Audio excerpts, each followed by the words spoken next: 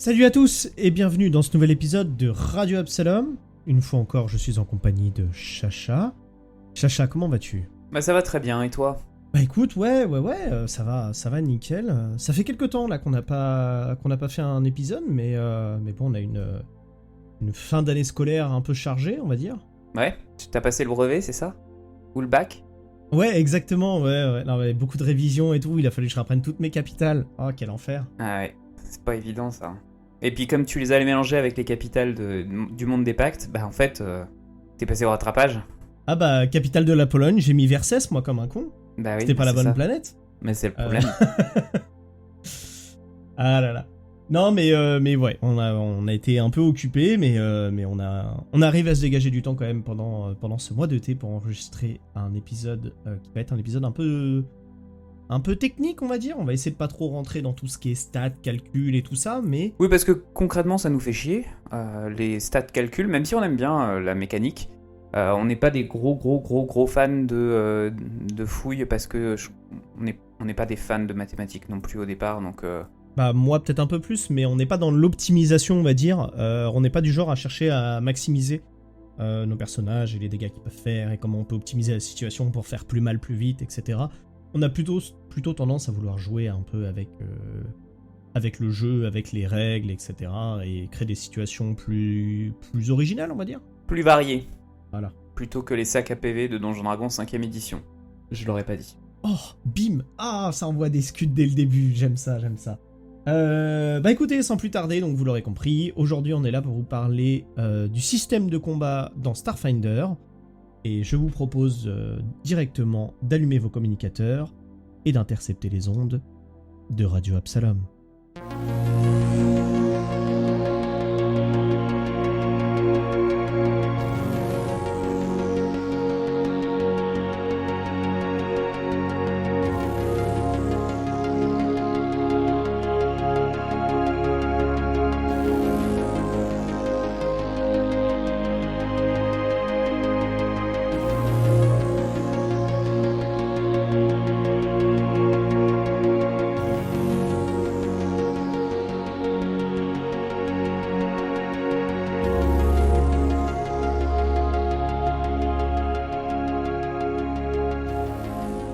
Pour commencer un petit peu à aborder notre sujet du jour, il faut qu'on parle un petit peu de pourquoi on vous parle des combats. C'est-à-dire que Starfinder, c'est un jeu qui, et comme l'édition 3.5 de Donjons & Dragons, dont je le rappelle, il tire une bonne partie de ses règles, il est assez orienté combat et presque un peu le système qu'on appelle porte-monstre-trésor, qui oriente un petit peu le jeu beaucoup plus sur ce côté combat, récompense et un peu d'exploration, plus que sur le côté narratif. Et donc c'est vrai que Starfinder met particulièrement l'accent sur ce qu'ils appellent les combats tactiques, même si, bien évidemment, il reste tout à fait possible de faire du combat peut-être un peu plus narratif ou théâtral, imagé, si tu vois ce que je veux dire. Mhm. Mais voilà, on a quand même une base que peut-être même certains qualifieraient d'un peu rigide. Moi, je serais pas complètement d'accord avec ça, même si on a des systèmes plus souples aujourd'hui. Néanmoins, ça fait quand même un bon système qui peut être assez lourd et assez complexe à prendre en main. C'est pourquoi on fait ce petit épisode pour vous expliquer un petit peu comment ça se passe. Donc, Chacha, est-ce que tu pourrais me dire globalement qu'est-ce qui rend les combats de Starfinder intéressants et comment on peut faire pour qu'ils soient stimulants, quoi. Avant de parler de comment les rendre intéressants, d'abord se rendre compte que Starfinder, c'est avant tout un jeu, tu l'as très bien dit, qui est focalisé sur des combats qui sont dits tactiques. Et le combat est un peu le moment dans lequel toutes les règles pour lesquelles on a accumulé un certain nombre de pages vont pouvoir trouver leur résolution. C'est le moment où les capacités des personnages vont être les plus utilisées, vont pouvoir permettre de mettre en lumière les choix qui ont été faits par les joueurs. C'est le moment où l'équipement qui a été acheté, que ce soit les armures, les armes, mais aussi les outils, les grenades, tous ces trucs-là vont pouvoir être utilisés. Donc c'est quelque chose qu'il ne faut pas négliger. Si on va trop vite sur le combat, autant aller directement dans un jeu qui est plus narratif, parce qu'on perd un peu une des autres richesses qui fait Starfinder. Donc ça nécessite quand même que les joueurs et le maître du jeu s'accordent pour se rendre compte qu'ils vont devoir accumuler un certain nombre de pages de lecture et qu'ils vont devoir parfois avoir des hésitations sur les règles à utiliser à tel ou tel moment. Par contre, encore une fois, rappelez que la manière dont a été pensé le manuel des règles de Starfinder permet quand même de s'y retrouver assez vite, puisqu'il y a toute une section du manuel qui s'appelle règles tactiques. On avait déjà évoqué ça dans le tout premier épisode, mais en fait, c'est très facile de circuler dans ce manuel, puisqu'on a d'un côté, à droite, un petit bandeau qui indique dans quel chapitre on est, et en dessous, juste au bas de la page, on a une petite indication pour nous dire dans quelle sous-partie de ce chapitre on est. Donc, mais les règles tactiques qui constituent une 30aine de pages, je crois que c'est un peu plus, je les ai pas comptées. Ouais, ça doit être quelque chose comme ça, oui. Dans le bouquin, permettent en fait, en se référant juste au bandeau à droite et à la petite bande sous la page, de savoir où est-ce qu'on est assez rapidement. Et une fois qu'on les a lus une première fois, c'est assez facile de s'y référer pour retrouver l'information dont on a besoin tout de suite maintenant. C'est quelque chose que je trouve plus difficile avec le manuel de Pathfinder 2 par exemple. D'accord. Bah après, de toute façon, on va le préciser, mais en fait, il va y avoir donc les règles de base, et après, il va y avoir pas mal de petites choses. Je prends par exemple les états propres à certaines situations très particulières, ou les états physiques de vos personnages et tout, qui vont avoir des petites choses particulières. Donc ça, c'est des choses qu'effectivement, généralement, on ne retient pas par cœur. On peut se souvenir d'un ou deux comme ça parce qu'on les voit régulièrement, mais dans l'ensemble, ça va être plutôt des choses où on va les regarder à ce moment-là. Donc l'avantage, c'est qu'effectivement, c'est facile. C'est pour ça d'ailleurs que... Excuse-moi, c'est pour ça d'ailleurs que l'écran du maître est assez important dans ce genre de situation. Ouais. Parce que c'est lui qui va pouvoir avoir un petit résumé des états différents qui sont possibles dans le jeu. Ouais, bah j'allais y venir, effectivement, là je l'ai devant moi, et tout est résumé, au moins tout est listé, que ce soit les actions de combat, les états possibles, les bonus et malus en fonction du type d'état. Bref, c'est un résumé, il n'y aura pas les détails, mais ça peut vous permettre de vous rappeler que, ah bah oui, grâce à ça, on a un bonus pour toucher, ou des choses comme ça. Bref, donc effectivement, n'oubliez pas de peut-être bien lire cette partie-là, notamment si vous devez masteriser, et si vous êtes joueur, je vous invite quand même à y jeter un œil, c'est pas mal pour comprendre comment ça fonctionne, et c'est globalement très bien expliqué, même ça peut paraître un peu lourd, vous n'êtes pas obligé de tout lire, mais au moins comment se déroule un round, un combat, un peu les bases du combat. Et donc justement, j'ai parlé de round. Est-ce que tu saurais m'expliquer ça, parce que ça c'est quelque chose propre à la mécanique du combat, qui est la première partie de ce qu'on va explorer. Oui, première chose qu'on fait quand on arrive devant un combat, c'est un peu un classique maintenant dans les jeux de rôle, hein, c'est un combat au tour par tour, donc ça veut dire qu'il va falloir diviser les actions de chacun et chacune des joueuses et joueurs en rounds. Donc voilà, c'est la base. Le round, en général, il fait 6 secondes, et depuis la 3.5, il fait en général 6 secondes. Et c'est dans un round que les personnages joueurs vont pouvoir jouer face aux ennemis. Et comment est-ce qu'on organise le tour de rôle avec lequel chacun et chacune joue? Et ben en fait, on calcule selon l'initiative. C'est ça, c'est qu'effectivement, cette initiative, donc ça va être quelque chose de particulier, hein, vous devez vous en rappeler, on a vaguement parlé lors de la création de personnages. Ça va être un lancer de dés, un lancer de D20 sur lequel vous allez ajouter votre bonus d'initiative, et en fait en fonction des scores, donc du plus élevé au moins élevé, ça va définir qui joue l'un après l'autre. Si jamais il y a une égalité, on va faire relancer les dés de ces deux personnes-là, et le gagnant va jouer un vers l'autre. Alors ça, c'est ce que tu proposes. Moi, en général, s'il y a égalité entre un ennemi et un de mes joueurs, c'est le joueur ou la joueuse qui passe en premier avant l'ennemi. C'est un peu un truc... Ah ouais, ok. Moi, j'ai toujours fait relancer le dé, mais ok, ouais, oui, ça se défend aussi. C'est cool aussi. Ça devait être bien vénère quand tu jouais à la première édition de Donjon, où c'était un dé de 10. Tu devais souvent relancer le dé. Écoute, j'ai pas joué à la première édition de Donjon, donc tout va bien. Je vous parlerai un de ces quatre de comment est-ce qu'on réglait l'initiative dans la deuxième édition de Donjon Dragon, qui était what the fuck avec les facteurs de vitesse, mais ça rendait le combat assez intéressant quand même.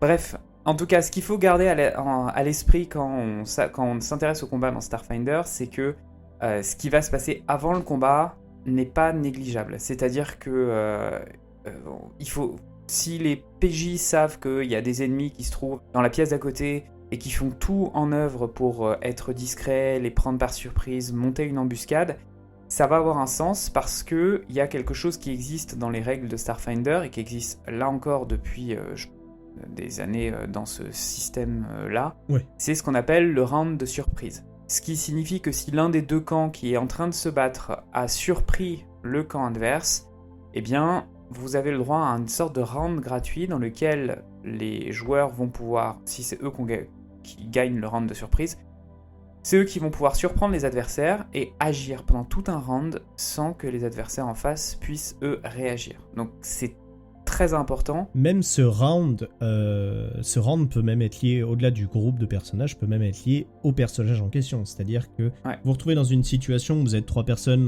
dans la forêt. Moi, en tant que maître du jeu, je vais vous dire, ok, faites-moi un jet de perception. Il y en a un qui réussit son jet de perception, les 2 autres échouent. Il y en a un qui va pouvoir voir qu'ils vont se faire attaquer par au-dessus, donc lui il va être prêt. Les 2 autres ne vont pas être prêts, et donc eux vont prendre une attaque par surprise, avant même que je les fasse lancer leur jet d'initiative. Ouais, exactement. Donc là, tu disais au tout début de l'émission que c'était porte-monstre trésor, on est vraiment à cette règle d'initiative, cette règle de round de surprise, on est vraiment dans une logique où en fait, il faut faire attention quand on explore, il faut faire attention que le danger puisse arriver de n'importe quel endroit, il faut être prêt à faire face à de l'adversité. Donc c'est aussi pour ça qu'il existe ce round de surprise et qu'elle existe cette initiative. Une fois qu'on a passé le round de surprise, parce que voilà, il y a ce truc-là, on entre vraiment dans le combat, et du coup, là tu vas pouvoir nous décrire, Atreide, quelles sont les actions qui sont autorisées aux joueurs. Alors, dans un round de combat, ça va être assez simple au final, mais on va se retrouver avec 3 actions pour un personnage lambda dans un round.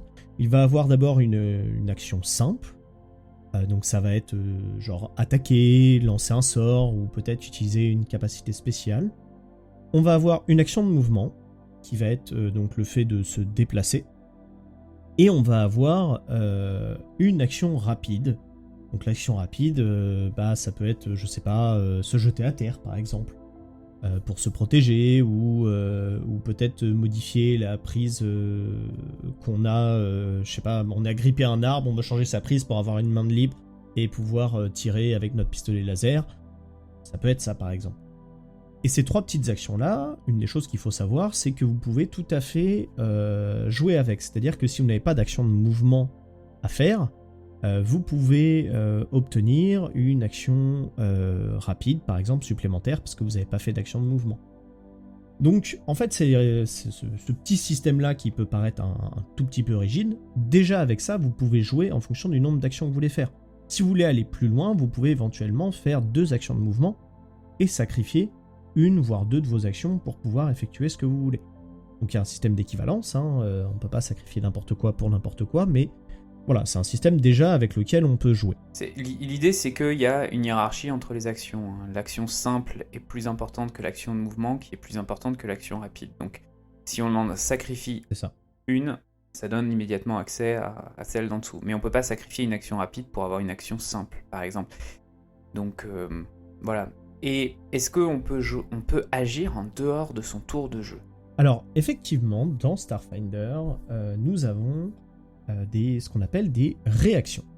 Donc, des réactions, ce sont des actions qui vont être déclenchées si jamais, par exemple, un ennemi se trouve juste devant vous et qu'il tente de bouger pour faire une action. Alors, ça peut être simplement partir du contact ou, je sais pas, aller chercher quelque chose dans sa sacoche ou quoi. À ce moment-là, ou se retourner, ou bref.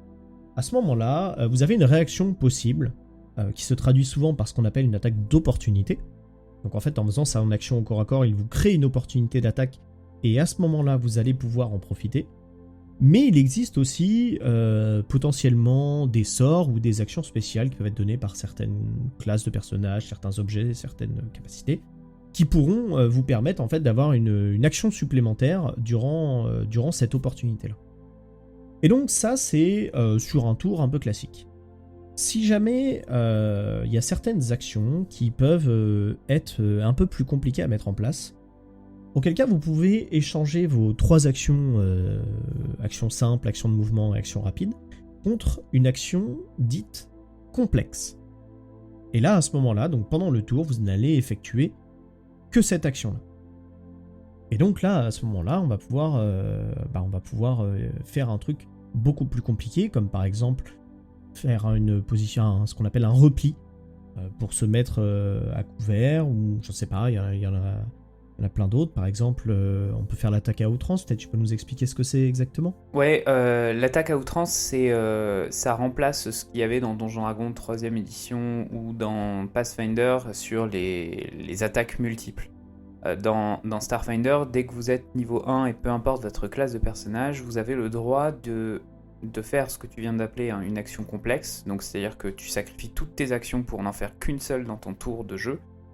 Et attaquer à outrance, ça signifie qu'on attaque 2 fois avec son arme. Il faut donc avoir une arme qui permet d'attaquer à outrance. Certaines ne le permettent pas, notamment les gros fusils. C'est vrai. Et lorsqu'on attaque, on s'impose un malus de -4 à ces 2 jets d'attaque. Donc c'est quelque chose qui va être beaucoup utilisé, notamment lorsqu'on arrive au corps à corps face à un ennemi. C'est très bien d'avoir des personnages qui maîtrisent des armes de corps à corps, parce que c'est le moment où elles vont pouvoir shiner, elles vont pouvoir utiliser leur attaque à outrance et défoncer la tête du type en face. Et ça permet aussi d'avoir un peu... moi je trouve que c'est pas mal ce système-là, parce que ça permet tout de suite de se demander en tant que joueur, même niveau 1, s'il vaut mieux continuer à bouger tactiquement, c'est-à-dire en fait être mobile sur le champ de bataille, ou si il vaut mieux sacrifier son mouvement pour pouvoir faire une action plus complexe avec une possibilité. Attaquer 2 fois, c'est 2 fois plus de chances de faire éventuellement un coup critique, par exemple. C'est ça. Mais faut s'imaginer un peu la situation. Par exemple, quelqu'un avec un pistolet laser, il a un temps pour tirer très très court. Du coup, il va essayer de faire 2 tirs rapides, et donc forcément, il sera un peu moins précis, d'où le malus à l'attaque, par exemple. Voilà. Donc ça, c'est une des actions qui est possible. Il existe aussi l'action de charge. Si vous avez un personnage qui veut charger et dégommer tout le monde, ça va être une action complexe qui en fait lie l'action de mouvement et d'attaque, on va dire. Vous pouvez courir 3 fois votre vitesse normale. Donc ça peut vous permettre par exemple de vous échapper très très vite. Bref, il y a pas mal d'actions qui peuvent être faites aussi. Donc soit l'action simple, action rapide et action de mouvement, dans l'ordre que vous voulez d'ailleurs, mais qui ne peuvent pas être coupées en 2. Ça, c'est important de le préciser. C'est-à-dire que si vous commencez un mouvement, vous allez au bout de votre mouvement, vous ne pouvez pas dire ok, je fais 2 pas, je m'arrête, je tire, je refais 2 pas. Soit vous tirez, vous vous déplacez, soit vous déplacez et vous tirez. Et ouais, ce que je disais, l'action, donc l'action simple, l'action de mouvement et l'action rapide, ou l'action complexe qui va vous occuper tout votre tour. Toutes ces actions sont résumées page 244 du manuel de base, version française, donc ça permet de savoir un peu, d'avoir un visuel assez rapide de ce qui est possible. On conseille aux apprentis MJ et apprentis joueurs peut-être d'imprimer ce tableau-là, histoire de pouvoir le donner aux joueurs. Et puis sinon, il me semble, à Trait, qu'il y a une petite fiche qui est sur Pathfinder FR.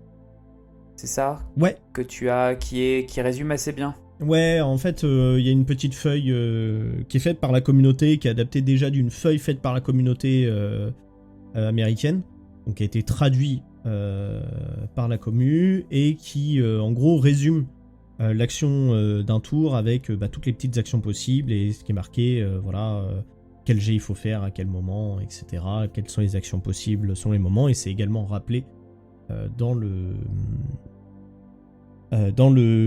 panneau du maître.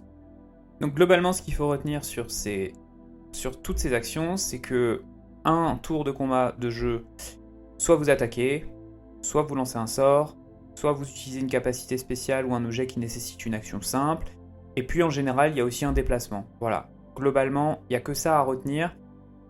Après, il y a toute la complexité qui fait la richesse du jeu, mais concrètement, si vos joueurs, ou si vous êtes un joueur et que vous nous écoutez et que vous avez compris ça, bon bah ça suffit. Ce sera lorsque vous aurez votre tour de jeu, faudra vous mettre ça dans les cases. Est-ce que j'ai attaqué? Est-ce que j'ai bougé? Est-ce que j'ai lancé un sort à la place d'attaquer? Bref. On va peut-être pouvoir parler rapidement d'autres actions qui sont vraiment peut-être des exceptions à la règle. Mais ça, c'est vraiment, il faudra en discuter avec votre MJ quand vous connaîtrez un peu mieux le système de règles. Je pense que c'est pas une... Ça peut se penser, mais peut-être, une fois que les joueurs maîtrisent un peu mieux le système, il est possible de dire, par exemple, lorsque c'est à votre tour de jouer, de dire, non, je vais retarder mon tour, je vais jouer après l'autre joueur. Dans ce cas-là, vous perdez votre tour et vous changez d'ordre dans l'initiative. Donc ça peut être un peu compliqué pour le MJ, mais vous allez jouer en fait à partir de ce moment-là dans le combat. Par exemple, si Atreide jouait après moi et que j'avais un vrai coup à faire, mais je sais qu'il peut fragiliser une créature, j'attends son tour de jeu avant de jouer, dans le combat, je vais toujours jouer après lui à partir de ce moment-là. Et la deuxième action qui peut être très importante une fois que vous maîtrisez un petit peu les règles tactiques, c'est celle de préparer son action, c'est-à-dire en fait vous définissez un déclencheur avec votre maître de jeu, vous utilisez votre tour pour dire s'il ouvre cette porte, je lui démonte la figure avec mon fusil laser, et dans ce cas-là, si l'événement se déclenche jusqu'à votre prochain tour, vous aurez le droit d'utiliser une réaction pour faire l'action que vous avez préparée. Donc vous sacrifiez en fait votre action simple pour qu'elle puisse être utilisée en tant que réaction. Ouais. Globalement. Bon, on en reparlera peut-être plus en détail un autre jour dans un autre épisode, mais voilà, sachez au moins que dans les bases, ça existe, et donc du coup, si jamais le truc de l'initiative et de jouer votre tour et tout, machin, vous vous sentez un peu bloqué par ça, en fait, sachez que en creusant un peu les règles et tout, vous verrez que c'est tout à fait possible d'adapter ça en fonction de vos besoins. De ce qui se passe. Et de ce qui se passe, bien évidemment. Moi, j'aimerais revenir un petit peu, parce qu'on a parlé du fait de se déplacer. Et alors, moi, j'aimerais savoir, parce qu'on a parlé du fait d'être au corps à corps ou pas au corps à corps, etc. Alors, je vois à peu près, si on se le décrit en théâtre fictif, imaginaire, à quoi ça peut ressembler. Mais on a dit que c'était quand même, Starfinder était quand même un jeu assez tactique. Et je sais qu'il existe ce qu'on appelle des cartes de bataille, des cartes de donjon, etc. dans Starfinder. Donc concrètement, si jamais on utilise ces outils-là, comment ça se passe ?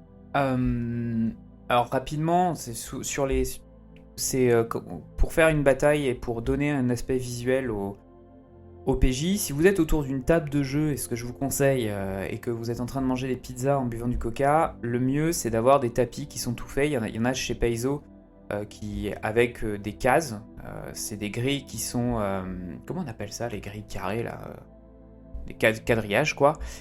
Et vous en avez qui sont disponibles directement chez Paizo, qui sont plutôt assez bien édités.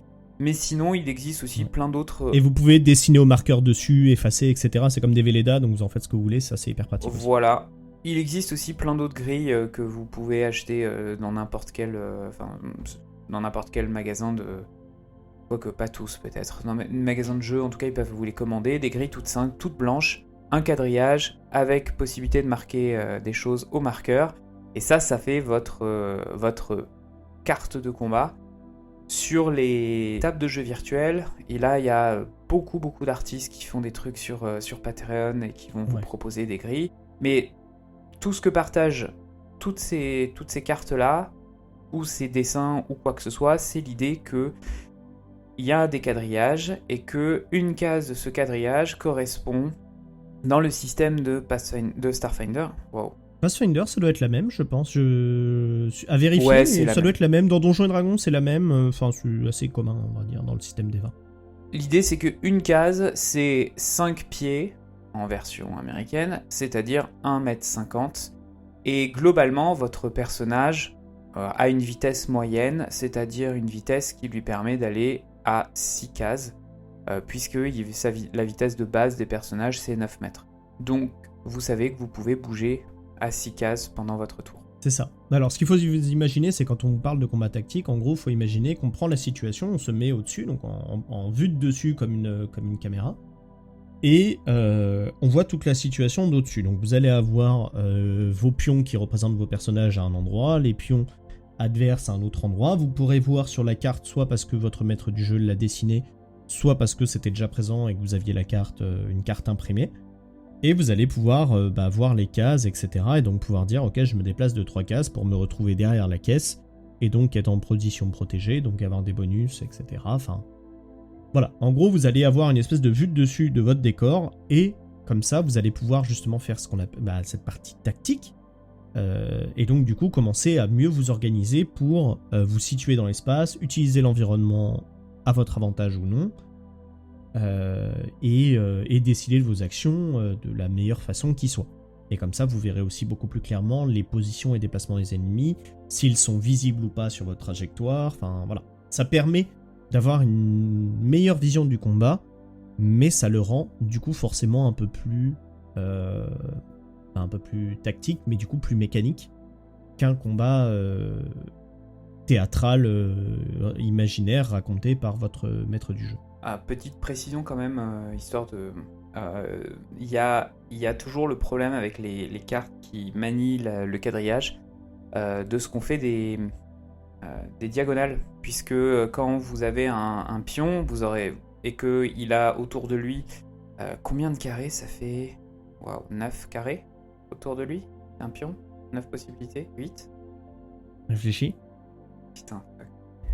Ça en fait 8. Donc voilà. Ça en fait 8.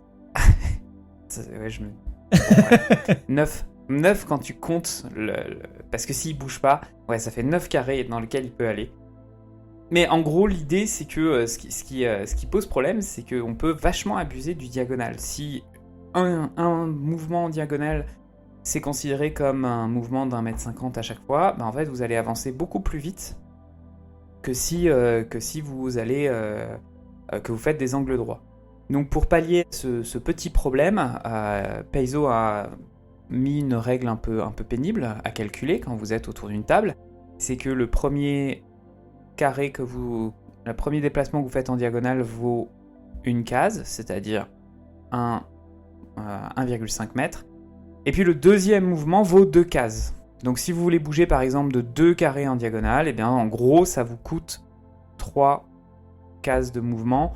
C'est-à-dire que c'est l'équivalent de 4,50 m. La première est à 1,50 m et la deuxième est considérée comme à 3 mètres. Donc on fait 1, 2, 1, 2, 1, 2 à chaque fois, si on veut bouger en diagonale. En fait, il considère que quand tu fais la diagonale, du coup, tu fais un peu plus que la distance tout droit de la case. Et donc, ils le négligent pour la première case, et à la deuxième, ils l'agrandissent pour rattraper celui qu'ils ont négligé avant, et donc, du coup, voilà. C'est pour éviter effectivement que les joueurs ou les monstres d'ailleurs grugent sur toute la diagonale. Ouais. Mais je suis d'accord que c'est un peu chiant à calculer, et ça m'est arrivé de pas le faire parce que voilà. Oui, en général on se rend compte qu'on a oublié de le faire après que ça a été fait, donc pas grave quoi. C'est exactement ça. Pas... Mais bon. Voilà, sachez que ça existe, et si vous êtes méticuleux sur ces petites choses-là, c'est pas gênant. Bah si, sachant si vous êtes méticuleux sur ces choses-là, ça va être gênant pour vous. Mais oui, ça va nous, être on gênant. s'en fout. Nous, on l'est moins, donc on a tendance des fois à bypasser ça. Surtout que c'est un avantage qui est donné aux joueurs, mais aussi, du coup, aux créatures. Donc en soi... ça c'est bien, on peut se déplacer partout. Et maintenant, comment ça se passe si on veut attaquer? Parce que notre but, c'est d'attaquer des monstres ou d'autres personnages, etc. Donc, comment ça se passe à ce moment-là? C'est là qu'on arrive dans ce qui fait ce que j'aime, la simplicité du système de Starfinder, parce qu'on dit tout le temps qu'il est complexe, mais en fait faut pas se foutre de la gueule du monde. Globalement, vous jetez un dé de 20, vous ajoutez des modificateurs, et si vous dépassez un certain seuil, vous avez réussi votre action. Ça marche lorsque vous attaquez, ça marche aussi avec les compétences, on l'avait déjà dit, et donc tout ce qui va être important à tel moment, c'est de savoir quel est le modificateur et quel est le seuil à dépasser. Dans un combat, quand vous attaquez un mec avec un fusil d'assaut, ou avec un lance-piqûre, ou avec un bâton, ça va être toujours de dépasser ce qu'on appelle sa classe d'armure. Là où Starfinder est rigolo, c'est qu'ils ont fait 2 types de classes d'armure. La classe d'armure énergétique et la classe d'armure cinétique. La classe d'armure énergétique, c'est concrètement tout ce qui va être des dégâts qui ne sont pas des dégâts physiques. Donc feu, électricité, sonique, plasma, acide... Typiquement, vous avez un pistolet laser, ça sera l'énergétique. Voilà. Et contrairement à ça, la cinétique, qui elle, va être tous les dégâts physiques. Contondants, tranchants, etc. Si vous prenez un coup de masse ou un coup d'épée, ça sera le cinétique. Si vous tombez d'une falaise ou quoi que ce soit, ça sera le cinétique aussi. Globalement, tous les coups un peu classiques, ça sera le cinétique. Et si c'est plus des coups de pistolet laser, des trucs comme ça, on va être sur l'énergétique. C'est relativement intuitif en fait. Donc, maintenant que vous avez cette base-là, c'est bon. Vous savez déjà qu'il faut jeter un dé de 20 plus des modificateurs et dépasser la CA. Maintenant, deuxième chose. C'est ça dans tout le système des 20. Dans tous les jeux au système des 20, c'est le dé de 20 avec des bonus et il faut que ça passe un seuil. Ensuite, dans Starfinder, il y a 3 types d'attaques. Il y a l'attaque de mêlée, quand vous êtes au corps à corps, l'attaque à distance, quand vous utilisez une arme à distance, et l'attaque de lancer, quand vous balancez votre ami Isoki sur les adversaires ou une grenade. Ça va être un jet de lancer. Ça, c'est important de le savoir parce que c'est ce qui va vous permettre de savoir aussi quel modificateur utiliser. Je précise tout de même parce que je me suis posé la question, dans la 5e édition de Donjons Dragons et dans Pathfinder 2, on a des jets d'attaque de sort. Il n'existe pas dans Starfinder. On vous dira dans le sort que vous utilisez si vous devez faire un jet d'attaque. Et si vous devez faire un jet d'attaque, et dans ce cas-là, on vous dira si c'est un jet à distance ou si c'est un jet de mêlée. C'est ça. Donc en gros, soit vous avez votre sort qui s'applique directement sur la cible que vous avez et puis vous n'avez pas de problème. Soit c'est un sort qui, on imagine, lance, je sais pas, un rayon de vos mains que vous devez contrôler. Là, à ce moment-là, il va falloir faire un jet d'attaque à distance parce qu'il va falloir viser correctement. Et là, ça va être du coup votre dextérité, votre capacité à contrôler votre sort et à viser précisément qui va jouer sur est-ce que votre sort touche ou pas. Exactement, je reviendrai là-dessus quand on parlera un peu de lancer un sort, mais tu l'as assez bien résumé. Donc, la vraie question et la vraie problématique autour des tables de jeu de Starfinder / Pathfinder, c'est de savoir quel modificateur appliquer.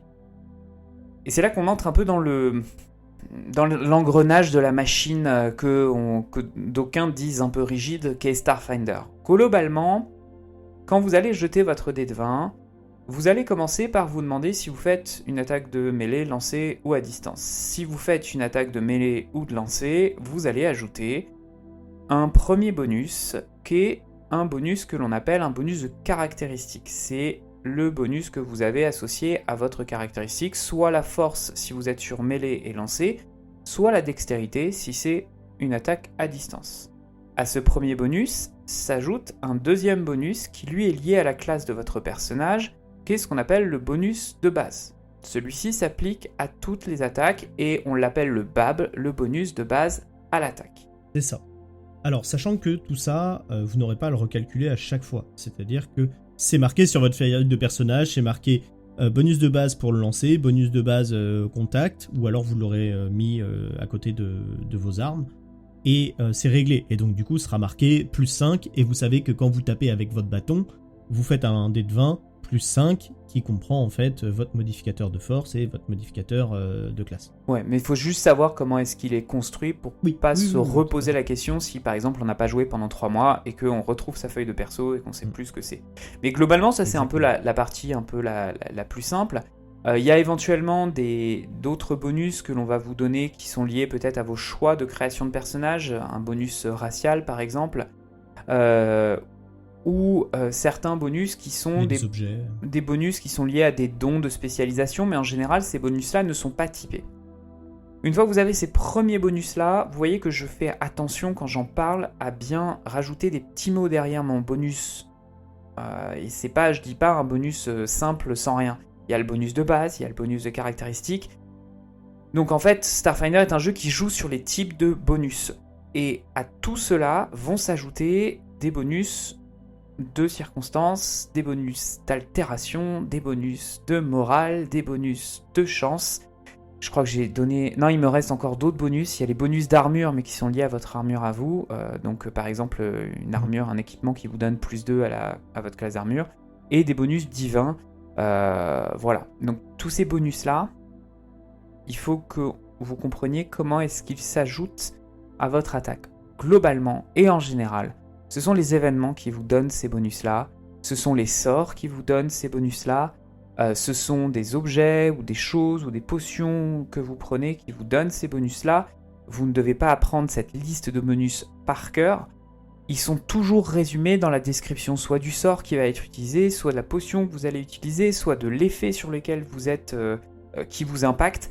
Donc ne vous embêtez pas à dresser une liste en disant punaise, il y a 9 bonus de base, il y a 9 types de bonus que je dois connaître.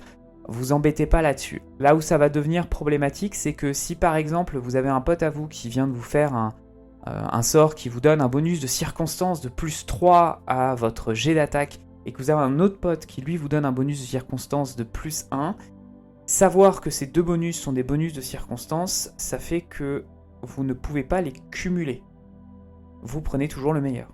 Donc en fait, c'est votre pote qui vous donne le bonus de circonstance de plus 3 qui le remporte sur votre bonus de circonstance de plus 1.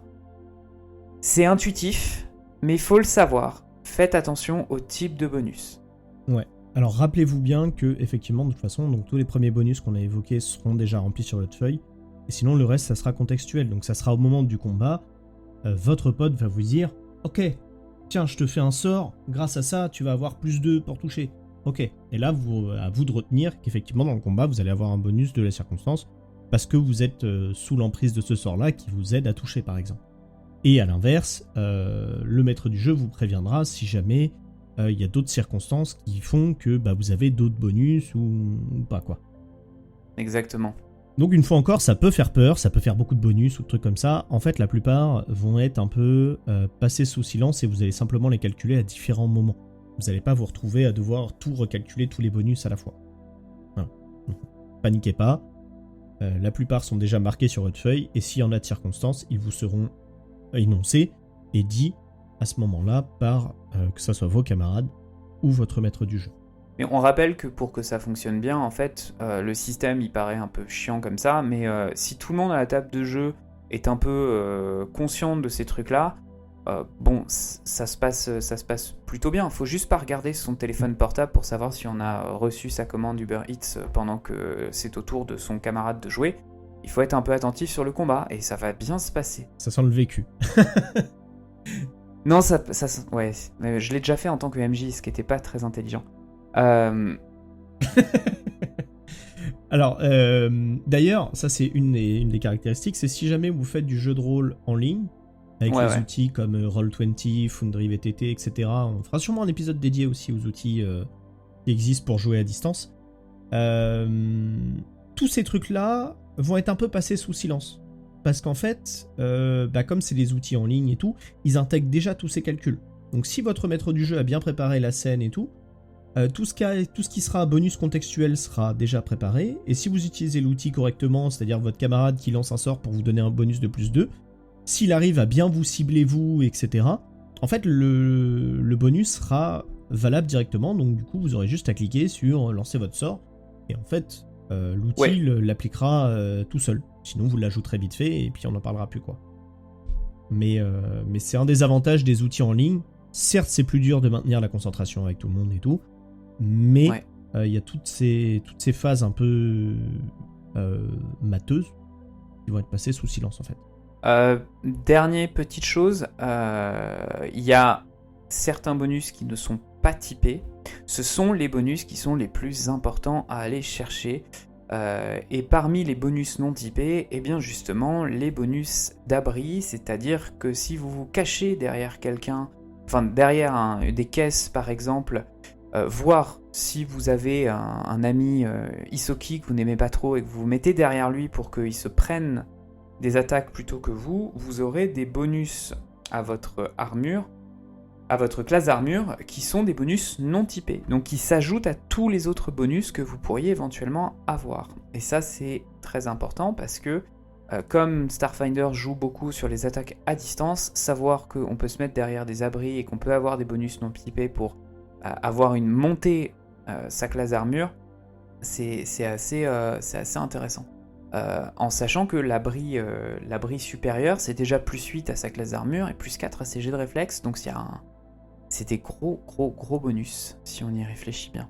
Ouais, si vous jouez un peu avec l'environnement et que vous arrivez à bien vous coordonner, on reviendra sûrement un peu dessus en fin d'émission, un peu en ouverture, mais si vous arrivez à jouer comme ça, en fait, très vite, vous allez vous rendre compte que vous allez pouvoir maximiser, entre guillemets, vos personnages et vos situations, de manière à rendre les combats, en fait, assez accessibles et à bien vous en sortir. Et pour l'avoir déjà vu, une bonne entente, cohésion d'équipe avec une bonne utilisation de l'environnement peut faire drastiquement monter le niveau de l'équipe et peut changer le combat. Là où s'ils l'avaient fait juste en face à face, etc., en fait, ils auraient presque perdu, entre guillemets, le combat. Et à l'inverse, en utilisant tout ça, voilà, ça peut faire la différence. On en reparlera effectivement en fin d'émission lorsqu'on essaiera de déplier tout ce qu'on vient de vous raconter pour voir comment on peut les utiliser. Du coup, on a fait la base. En gros, on attaque. Ouais. On attaque. Est-ce qu'on arrive à toucher ? Si on arrive à toucher, qu'est-ce qui se passe ? La résolution de l'action. Ce que nous, on a appelé résoudre l'action. Et on a catégorisé ça selon 3 choses. Des effets, des états, des dégâts. Le premier lien qu'on fera avec la base, c'est que, comme tu nous l'as très bien dit tout à l'heure, Atreides, c'est que certains sorts ne demandent pas qu'on fasse un jet d'attaque, mais au contraire demandent à ce que ce soit l'ennemi qui voit s'il résiste à votre effet ou pas. Donc c'est ce qu'on appelle un jet de sauvegarde, on l'avait déjà évoqué dans les premières émissions, et ce qui fait que je peux avoir des amis à moi qui préfèrent jouer des classes de magie plutôt que des classes guerrières, c'est que, en gros, c'est pas à vous de jeter le dé, c'est au MJ. Et donc, si l'ennemi échoue son jet de sauvegarde, l'effet il se prend l'effet, par exemple un effet de peur ou un effet d'immobilisation, voire quand c'est des dégâts, il peut, en réussissant son jet de sauvegarde, se prendre quand même une partie des dégâts, par exemple la boule de feu qui fait qu'on se prend la moitié des dégâts si on se prend une boule de feu. Le meilleur exemple de ça, par exemple, ça va être, on imagine un peu un genre d'illusionniste. Il va tenter de faire un sort d'illusion en particulier sur une créature, un personnage. À ce moment-là, la créature ou le personnage va devoir faire un jet de volonté. C'est-à-dire qu'on va mettre à l'épreuve ses capacités mentales à se détacher de ce qu'on lui envoie et à se dire non, c'est pas la réalité, etc. Et en fait, soit il réussit son jet, donc il arrive à ne pas se faire avoir par cette espèce de manipulation mentale, soit au contraire, il va pas y arriver, et dans ce cas-là, il peut être effectivement soit tétanisé, soit prendre peur, etc. Et donc du coup, on va pouvoir profiter de cette situation à l'avantage du reste de notre équipe. Ouais, donc ça c'est les effets des sorts quand ils touchent des cibles et qu'il y a ces questions de jet de sauvegarde. C'est ça. Deuxième chose que l'on peut mettre dans les effets, c'est que on est dans Starfinder et qu'on va utiliser des choses à distance, que ce soit des sorts ou des armes ou des grenades, et que du coup, la question qui va se poser, c'est celle de la portée. Quand on a une arme au corps à corps, c'est facile parce que il suffit d'arriver en face de la personne pour la frapper. Mais quand on a une arme à distance, c'est bon de savoir à quelle distance est-ce qu'on peut viser la tête de Kennedy, par exemple. Pour savoir si on va le toucher depuis le 6e étage de... Enfin bref, je reviens pas sur Oswald. Donc, la première chose, c'est la portée. En général, elle est définie quand vous achetez votre équipement, votre super sniper d'Izoki, je crois, Atreides, c'est ça que tu avais dans la partie qu'on avait fait. Ouais. Et donc, on va avoir... Le manuel va vous donner la distance avec laquelle vous pouvez tirer. Vous pouvez toujours tirer à un peu plus loin que la distance qui est annoncée dans le manuel, mais à chaque fois que vous allez avoir cette distance-là, que vous allez dépasser cette distance, vous allez rajouter -2 à vos attaques. Deuxième chose, une fois qu'on a défini la portée, on a les zones d'effet. Alors, la zone d'effet, c'est en gros l'espace dans lequel se produit l'explosion d'un sort ou l'émanation d'une grenade, ce genre de choses. Pour que puisse y avoir une zone d'effet, il faut respecter deux éléments particuliers. Le premier, c'est la ligne d'effet.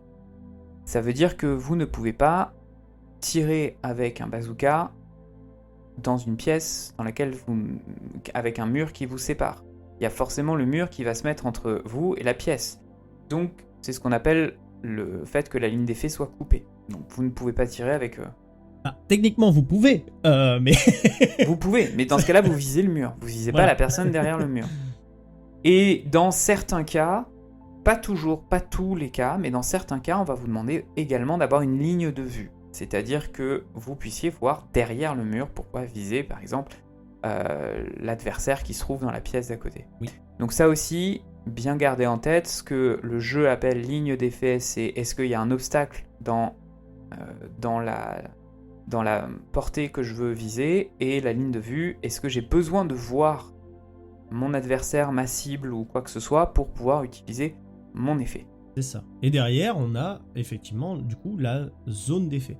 Exact. Quand on vous parle de la zone d'effet, c'est parce qu'en fait, selon ce que vous allez utiliser, votre attaque sera pas répartie de la même façon. Si je prends un souffle draconique, par exemple, vous imaginez bien que ça va partir de la bouche du dragon et se diffuser tout en avant. Alors, il va y avoir des souffles plus droits que d'autres, donc le cône va être plus ou moins évasé.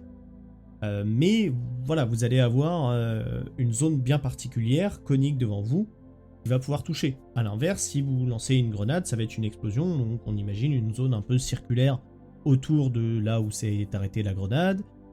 Voilà, vous pouvez imaginer comme ça plein de façons de moduler votre zone d'effet.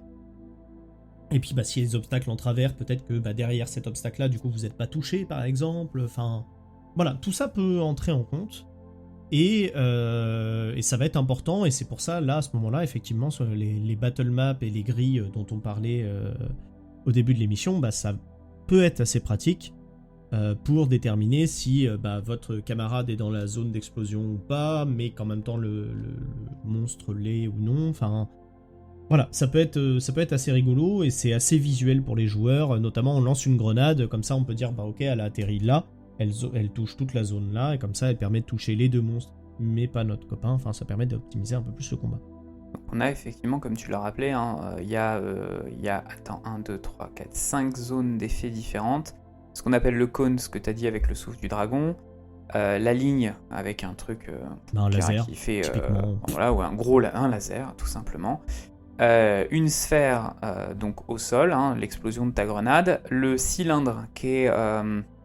moi, je pense au sort colonne de feu dans D&D, mais en gros, c'est un effet qui va avoir un volume, en fait. Donc, c'est pas simplement un effet au sol, mais il y a un volume, notamment s'il y a des gens qui volent, ou si ça faut prendre en compte ça. Et puis, un effet qui est modulable, dans lequel, en fait, on va pouvoir choisir la zone d'effet. Choisir quels carrés sont affectés ou quels carrés ne sont pas affectés. Notamment, je crois que c'est le cas du nanocyte qui a été introduit par le manuel Tech Revolution. Oui. Il a un nuage de nanites qui peut moduler à volonté pour... donc là on se prend la tête pour savoir quels carrés sont impactés par son nuage de nanites. Mais ça peut être du coup très optimisé en combat, du coup, parce que voilà. Vous pouvez en fait répartir pour toucher que les adversaires et pas vos potes. Enfin, ça peut être très très pratique. Et derrière, une fois qu'on a géré tout ça, il ne nous reste plus qu'à gérer les dégâts. Ouais. Et là, à ce moment-là, on va venir se heurter aux résistances. Puisque comme on l'a dit, il y a plusieurs types de dégâts. Vous vous doutez bien qu'il y a également plusieurs types de résistance et réduction. Donc il y a par exemple la réduction de dégâts.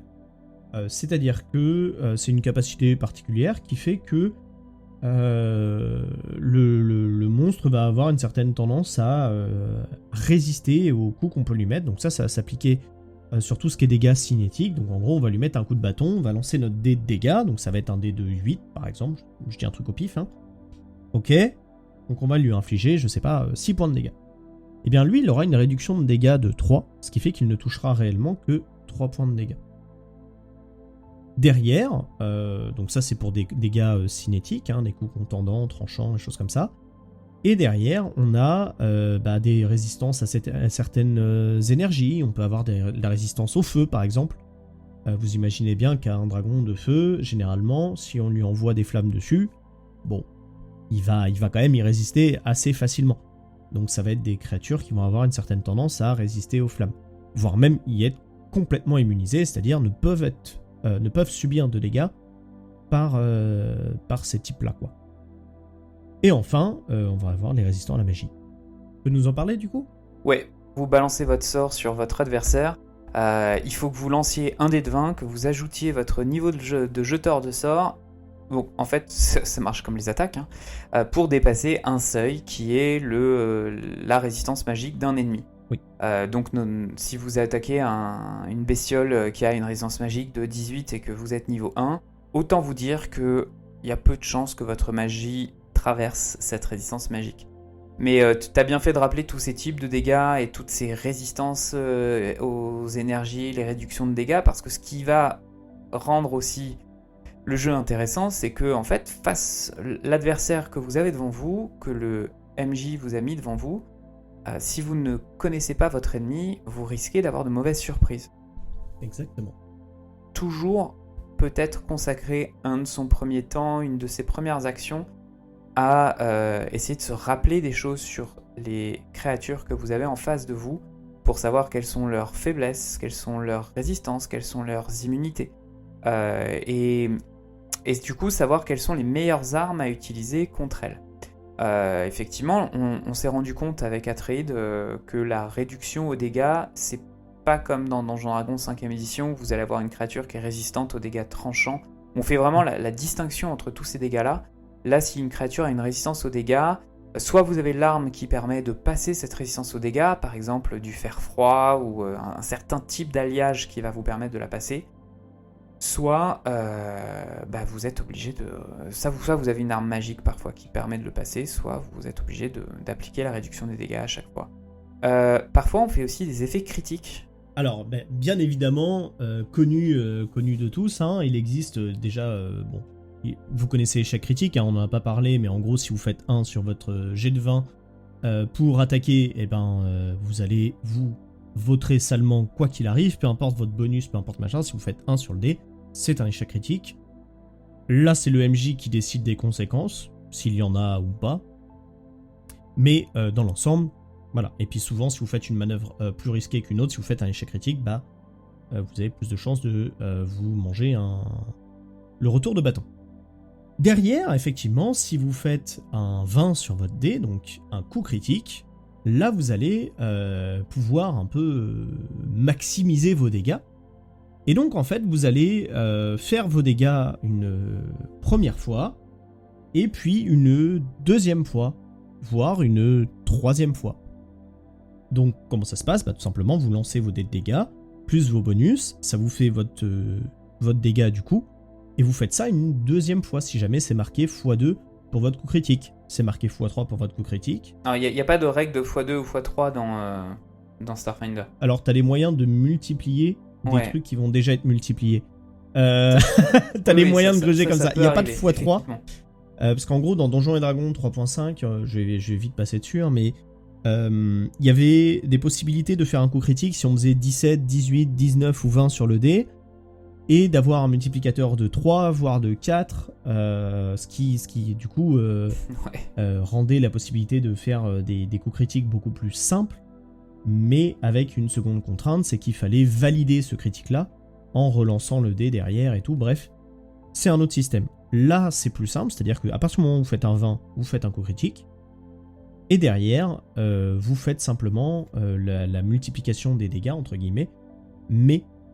quand je dis multiplication de dégâts, ça comprenez pas on lance une fois le dé et on multiplie par 2, mais comprenez, on va lancer 2 fois l'action de dégâts. Ce qui permet du coup de rééquilibrer tout ça. Et il y a certaines armes qui font des effets, par exemple le pistolet laser de base azimut que vous avez au niveau 1. Si vous faites un coup critique avec, non seulement vous multipliez les dés de dégâts, mais en plus vous ajoutez des effets qui sont la combustion par exemple, vous allez... enflammer l'ennemi, il va se prendre un des 4 dés de dégâts chaque fois que c'est son tour tant qu'il n'a pas éteint les flammes qui sont dessus. Tout à fait.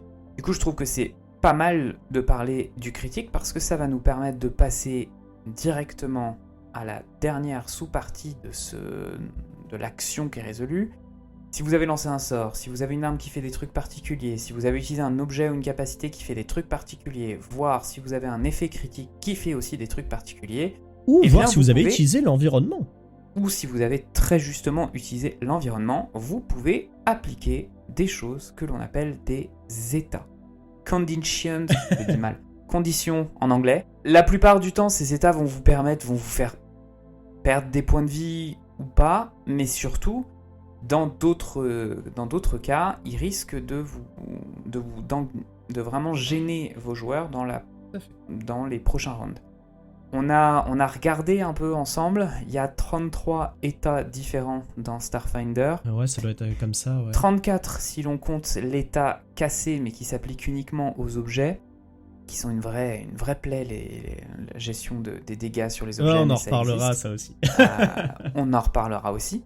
Et bah du coup, est-ce que tu peux en décrire quelques-uns ? Ouais, bah en fait, alors ces états, effectivement, t'en parlais, bon, bah le fait d'être brûlé, en fait, on va dire que bah, vous allez soit, donc en gros, tous les tours, vous allez prendre des dégâts de brûlure que vous pouvez, du coup, soit arrêter en tentant une manœuvre quelconque pour éteindre les flammes sur vous, ou alors elles vont disparaître au bout de, je sais pas, 2-3 rounds.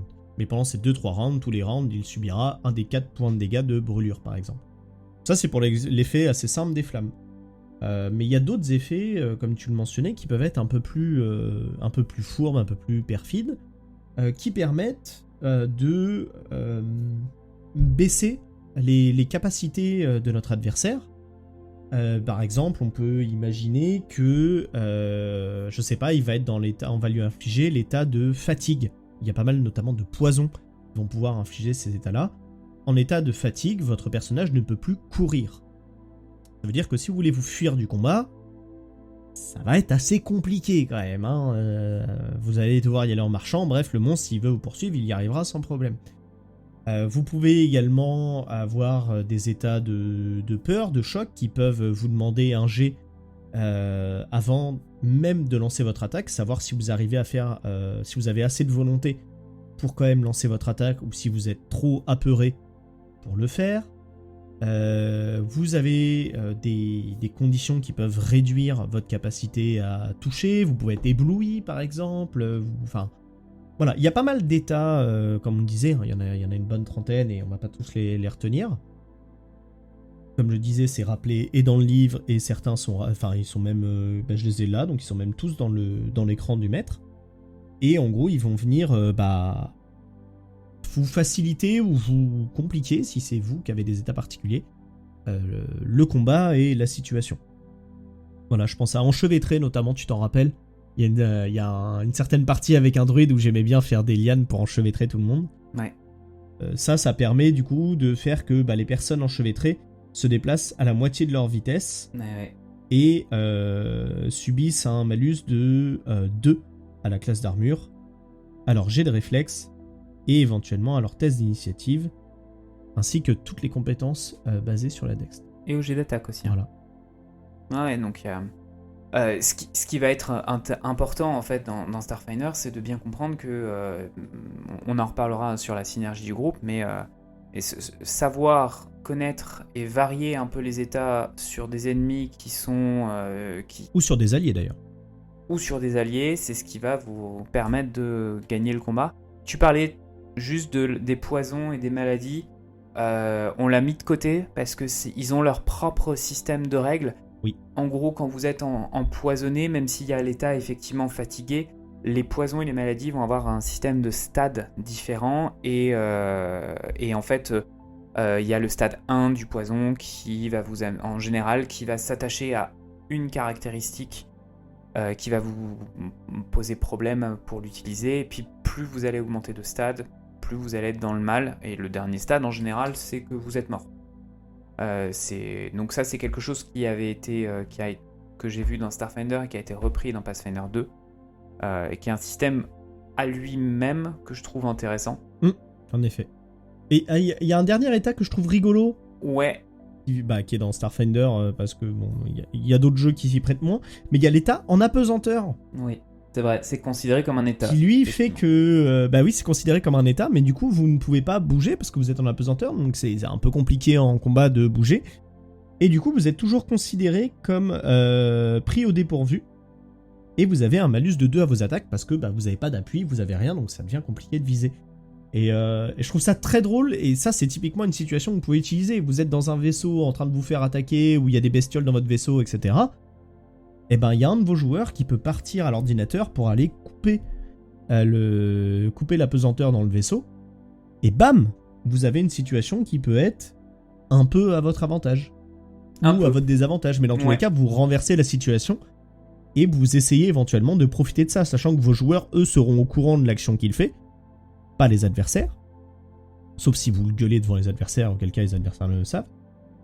Et voilà, vous avez plein de trucs comme ça pour pouvoir jouer, et ça c'est un truc typique du coup de Starfinder et de l'espace, c'est de pouvoir jouer avec l'apesanteur. Donc voilà, juste une petite précision là-dessus, je l'aimais bien. Je le trouve rigolo comme état. Ouais, mais tu fais bien d'en parler parce que parfois les joueurs et les MJ oublient que le statut que vos armures, en fait, à la base, ont des bots qui sont prévus pour couper l'apesanteur et pour vous accrocher à certaines surfaces. Donc en réalité, ils ont quand même prévu le coup pour qu'on évite des choses qui sont trop complexes, parce que quand on est en apesanteur, il faut pouvoir... En fait, c'est comme dans...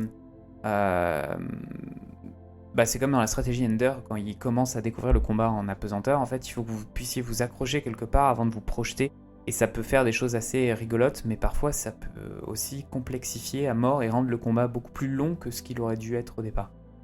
De toute façon, tous les environnements sont là aussi pour apporter un peu de piment à vos combats. Ouais.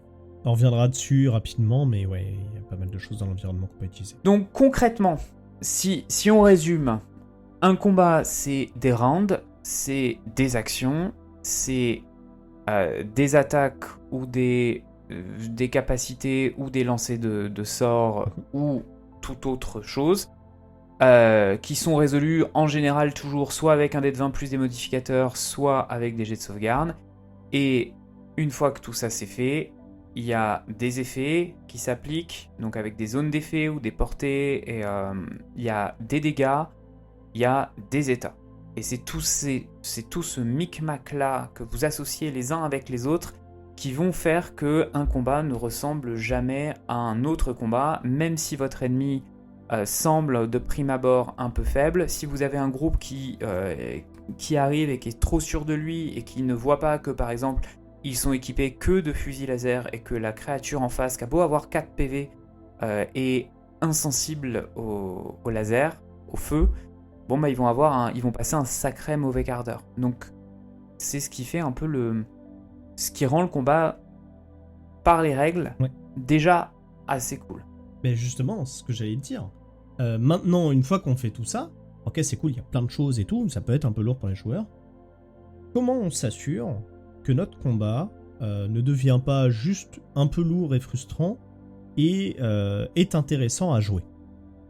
C'est ça la vraie question.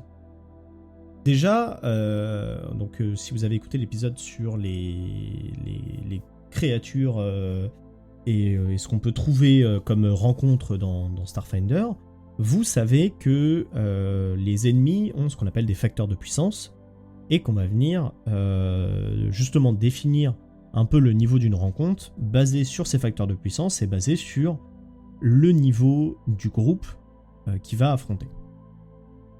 Et également, derrière, en fonction des créatures et de leurs facteurs de puissance, on pourra déterminer la quantité d'expérience remportée à la fin du combat, puisque ça, c'est un truc où les joueurs font très attention à ça. Ils aiment bien gagner leurs petits points d'expérience à la fin du combat et de se rapprocher de leur nouveau niveau. Donc c'est important qu'un combat soit un peu récompensant, mais en même temps, il faut réussir à l'équilibrer et à le rendre stimulant à jouer. Comment on fait ça concrètement ? C'est un truc un peu classique dans la plupart de ce type de jeu, un peu porte-monstre trésor comme tu les avais définis au départ. C'est que pour rendre le combat intéressant, déjà il faut pas faire en sorte de toujours mettre des boss sur les ennemis. Si vous avez joué à des tas de jeux vidéo, vous savez bien que si vous commencez le jeu et que... sauf si vous avez joué à des conneries comme les Dark Souls, Vous savez bien que si on vous met un ennemi trop fort dès le début, ça va pas vous donner envie de continuer et qu'il faut quand même qu'il y ait une forme de marge de progression pour que, ne serait-ce que pour pouvoir un peu aller chercher la dopamine dans le cerveau de vos joueurs et joueuses pour qu'ils soient contents d'être à votre table de jeu. Et pour ça, en fait, en tant que MJ, n'hésitez pas à proposer à vos joueurs des combats dans lesquels ils vont pouvoir un peu briller, ils vont pouvoir balancer des phrases un peu choc comme si c'était dans un film d'action des années 80, avec des créatures qui sont vraiment, vraiment pas bonnes, un peu ridicules, genre vraiment les sous-fifres du gros boss que vous voulez leur faire affronter. Et pour ça, je l'avais déjà évoqué, il y a la page 390 du manuel de base, et cette page 390, elle va en fait détailler les rencontres en leur donnant un niveau de difficulté et un niveau de récompense en points d'expérience qui va vous permettre d'avoir un petit budget pour aller chercher vos monstres. Globalement, il y a 5 niveaux, on aura compris que je ne sais pas compter. 5 niveaux de difficulté que vous pouvez donner à un combat facile, moyen, difficile, très difficile et épique. Votre boss, vous le mettez plutôt vers très difficile, épique, et vos sous-fifres, vous le mettez au niveau facile. Vous allez chercher le niveau moyen de votre groupe. En gros, si tous vos personnages sont de niveau 4, eh bien, c'est le niveau moyen du groupe.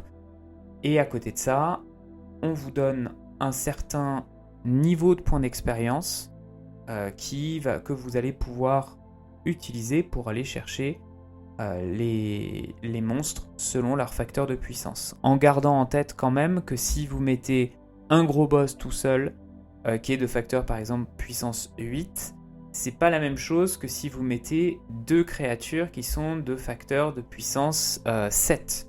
Si vous mettez 2 créatures de facteur de puissance 7, c'est considéré par le jeu comme en fait un combat qui serait facteur de puissance 9. Parce que 2 créatures, c'est toujours page 390, vous embêtez pas, enfin vous prenez pas la tête avec où est-ce que je vais chercher tout ça. C'est dans la table 11.2 équivalence de facteur de puissance. En gros, quand vous mettez plus de créatures qu'une seule créature, vous pouvez pas mécaniquement penser que ça va s'équilibrer. En fait, le facteur de puissance des 2 créatures va être beaucoup plus élevé, évidemment. Oui. Tout simplement parce que vous allez manger 2 fois plus d'attaques, etc. Donc quand même, c'est une personne qui balance une fois une attaque par tour, vous êtes capable d'y résister. Si vous avez 2 personnes, même si c'est des attaques un peu plus faibles, vous avez quand même beaucoup plus de chances de prendre double tarif ou que vos dégâts soient répartis, et donc du coup vous serez 2 dans un tour à prendre des dégâts, là où avant il n'y en aurait eu qu'un seul qui aurait pris la sauce, on va dire. Exactement. Donc intuitivement, avoir 2 bonhommes de niveau 6, c'est toujours un peu plus dur qu'un bonhomme de niveau 7 en face. Voilà, c'est clair. Ça me paraît assez évident. Et puis voilà, en fait, essayez de varier à la fois la difficulté des rencontres, de voir un peu ce que vous pouvez faire en mettant un peu plus de créatures, 2, 3, 4, peut-être qui sont en général plus faibles que votre groupe de base, mais qui ensemble vont créer une dynamique un peu plus difficile. Et normalement, ça permet en fait de pouvoir donner aux joueurs une vraie sensation que les combats sont pas juste des choses que vous jetez parce que ça fait partie du système de règles. Ils vont être contents d'être dans des rencontres qui sont un peu faciles, qui vont les mettre un peu en lumière et pour lesquelles ils vont perdre quasiment pas de points de vie. Et d'un autre côté, ils vont être aussi contents d'arriver dans un combat qui est beaucoup plus hardcore, où vraiment ils ont l'impression d'avoir fait une étape. Là où c'est votre rôle de MJ, c'est de savoir un peu distiller tous ces combats-là en fonction du temps de session. Si vous jouez 6 heures de suite, ça va être plus facile à penser que si vous jouez à chaque fois 2 heures, des petites sessions de 2 heures. Vos petits combats très rapides et très faciles, en fait, dans vos sessions de 2 heures, vous allez avoir tendance à ne pas trop les mettre. Alors que sur une longue session, vous allez la ponctuer de ce genre de petits combats pour varier, en fait, les scènes. Donc prenez conscience de ça et construisez vraiment vos scènes les unes après les autres pour pas toujours donner la même recette à vos joueurs. Ouais, alors comprenez bien plusieurs choses, c'est qu'effectivement un combat déjà peut assez vite durer un certain temps. Et d'ailleurs, petit conseil que je donne aux joueurs qui nous écoutent, pendant que c'est pas votre tour, réfléchissez à ce que vous allez faire dans votre tour. éventuellement, des fois, selon ce qu'a fait votre camarade ou ce qu'a fait l'autre, ça peut changer ce que vous allez faire dans votre tour. Ça, je vous l'accorde. Et donc, il y a des fois, on est un peu pris au dépourvu au moment où c'est notre tour. Mais il n'empêche que si vous pouvez anticiper vos actions avant, ça fait gagner du temps à tout le monde et ça évite de rendre le combat laborieux. Parce qu'en fait, très vite, s'il y a beaucoup de petits monstres plus vous, les tours peuvent s'éterniser. Oui. Donc ayez bien ça en tête, c'est un des défauts du jeu de rôle sur table, hein, c'est que ça peut traîner un petit peu en longueur si vous commencez à faire des combats trop longs ou avec trop d'actions, trop d'événements, trop de choses comme ça. D'ailleurs, même en tant que joueur, c'est toujours intéressant de pouvoir commenter ce que vos camarades font en fait à côté, pour montrer que non seulement vous vous intéressez à ce qu'ils proposent, et puis accessoirement, vous avez choisi une classe de personnage, mais votre camarade à côté de vous, il ou elle a peut-être choisi un personnage qui peut être... qui a une manière d'être monté ou des capacités qui sont intéressantes. C'est bien aussi de savoir comment il utilise ou elle utilise son perso. Et puis ça vous donne un truc à faire en fait pendant le combat, parce que c'est clair que si vous restez là à attendre que ce soit votre tour et vous n'avez pas réfléchi au truc avant et en fait vous redécouvrez la battle map à chaque fois que c'est à votre tour de jouer, là le combat va effectivement s'éterniser. D'ailleurs, on en vient du coup à ce qu'on avait déjà un peu dit au tout début de l'épisode. Starfinder a beau être un jeu qui nécessite des règles tactiques et qui fait le combat un peu un de ses noyaux de fonctionnement, nous en tant que MJ, je pense qu'on n'utilise pas toujours la battle map et la grille, parce que si on fait ça à chaque fois, ça rend le truc peut-être un peu trop mécanique, et ça risque aussi, mais ça dépend des joueurs avec qui vous jouez, ça risque aussi de rendre le jeu un peu trop combat oriented et donc manquer parfois d'autres éléments qui font sa richesse. C'est une vraie question en fait qui est celle de savoir s'il faut utiliser une battle map à chaque fois avec une grille, avec des dessins, avec des pions, ou si parfois on peut utiliser le théâtre de l'esprit. Moi souvent je le fais varier un peu en fonction des situations aussi. C'est-à-dire que des situations où il y a pas mal de monde, ils arrivent dans une zone où il y a du monde, ils savent qu'il y a un combat, machin. Là, je vais avoir tendance à utiliser la grille parce qu'ils vont pouvoir jouer avec la tactique. A l'inverse, sur un truc un peu facile ou quelque chose où je veux mettre une emphase sur la narration, le côté un peu grandiloquent de l'affrontement, etc., je vais peut-être plus effectivement me tourner vers du théâtre, on va dire. Ou alors c'est que c'est un combat très très simple avec il y a 3 gobelins de l'espace qui sont devant eux. Il n'y a pas d'environnement, de situation particulière qui nécessiterait une tactique particulièrement présente. Là, ça va être des choses où on va pouvoir s'en passer.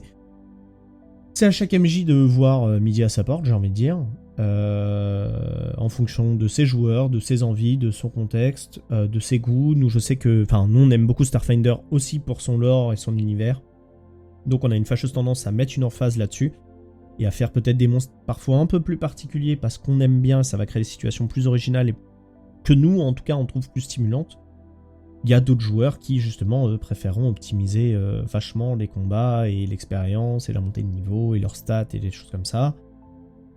Ça va dépendre vraiment du groupe, quoi. L'avantage de Starfinder, c'est qu'il vous offre les deux et c'est à vous de jouer avec comme vous le sentez. Il y a quand même une petite difficulté quand il s'agit de passer par le théâtre de l'esprit et donc de pas passer par la battle map, c'est qu'est-ce qu'on fait de cette boule de feu qui a une portée, qui a une zone d'effet qu'on a décrit tout à l'heure, avec où on pouvait préciser le nombre de cases qui sont sur la grille pour savoir si tel strum est dedans ou tel personnage est dedans. Comment tu gères ces questions-là, toi ? Alors, moi, souvent, je les fais un peu au pifomètre. Ce qui est pas fou, hein. Mais en gros, il faut pas que mes joueurs sentent que mon pifomètre les désavantage. Souvent, je vais être un peu généreux. Mais en même temps, j'essaie d'évaluer en me disant, bon, ok, il envoie une boule de feu, machin. Bon, lui, il est plutôt au niveau 2, donc sa boule de feu, c'est pas non plus un truc monstrueux, etc. Et j'essaie d'envisager, mais c'est vraiment en fait au... S'il peut balancer une boule de feu au niveau 2, c'est que tu lui as donné un sort un peu trop puissant. Ouais, déjà, c'est un très bon match. non, mais tu vois un peu ce que je veux dire. En gros, c'est que je vais évaluer un peu selon leur niveau, selon la situation, tout ça. Et vraiment, là, ça va être la partie qui, je pense, est l'une des peut-être des parties les plus compliquées en fait du maître du jeu. C'est pas de connaître les règles, c'est pas de connaître les stats, les bonus, tout ça. C'est cette capacité à être à l'aise avec le jeu pour improviser. Ouais. Et être capable, justement, peut-être des fois d'outrepasser vos règles pour avantager une situation, un combat et créer un truc un peu sympa au niveau de votre combat pour que vos joueurs soient stimulés, quitte à s'éloigner éventuellement un peu de ces règles rigides. Mais d'un autre côté, il y a beaucoup de MJ qui s'appliquent au niveau des règles et qui sont assez carrés. Et c'est pas forcément des mauvais MJ, mais voilà, ils vont beaucoup plus baser là-dessus. Il y a des joueurs qui vont apprécier ça, il y a des joueurs qui vont moins l'apprécier. Ça demande une connaissance plus accrue du système de jeu. Ouais. Vraiment, c'est une question de feeling, quoi. J'ai pas de formule magique pour gérer ça. Pas hésiter peut-être à en parler avec les joueurs. Si vous avez une table de jeu que vous venez de monter et que il y a souvent quand on parle de combats où il n'y a pas de battle map qui sont prévus, c'est parfois parce que les joueurs ont décidé de tabasser, de faire un combat dans une cantina en sortant un sabre laser, alors que le MJ l'avait pas prévu, et du coup il est obligé d'improviser ce qui se passe à l'intérieur de la cantina. Par ailleurs, sur la battle map, moi ce qui me pose toujours problème, c'est que si vous êtes dans un environnement qui est surpeuplé, ça m'embête toujours de voir juste les pions des personnages et les pions des ennemis, alors qu'on est dans un environnement qui est vraiment crowdy avec plein de monde. Donc le théâtre de l'esprit, ça se met assez bien pour ça. Pas hésiter à en parler avec les joueurs après en disant est-ce que ça vous va, est-ce que vous avez apprécié, comment est-ce que... et d'ailleurs, à l'inverse, les joueurs, n'hésitez pas à parler à votre MJ en disant le combat était cool, mais c'est dommage, ça a un peu traîné en longueur, machin, ou moi je suis, je sais pas, je suis chaman stellaire mystique, mais en fait j'ai pas trop, je servais à rien, tu vois, dans ce combat, donc du coup j'ai pas... Voilà, n'hésitez pas à faire des retours à vos MJ, alors les engueulez pas, les insultez pas ou quoi que ce soit, leur dites pas c'était nul à chier, dégage, c'est pas comme ça, mais effectivement dites-leur c'est con parce que moi mon personnage aime bien ça et tout, et en fait ça fait plusieurs fois où j'ai pas la situation qui me permet de pouvoir utiliser ce que je prends et comment j'augmente mon personnage, quoi. Ou pareil, c'était trop exigu, du coup au final à chaque fois on prenait les attaques d'opportunité, du coup on était un peu coincé, c'était un peu galère, ou alors on pouvait pas trop jouer avec l'environnement, enfin... voilà, n'hésitez pas à faire des retours, on parle des combats mais ça marche aussi en général, faites un retour à vos MJ. C'est important, c'est pas pour vous engueuler, c'est pas pour que vous engueulez aussi, c'est pour que les parties d'après soient plus stimulantes pour tout le monde en fait. Ouais, c'est clair, impliquez... C'est pas une science infuse, MJ, c'est compliqué, on bosse dur pour préparer des parties.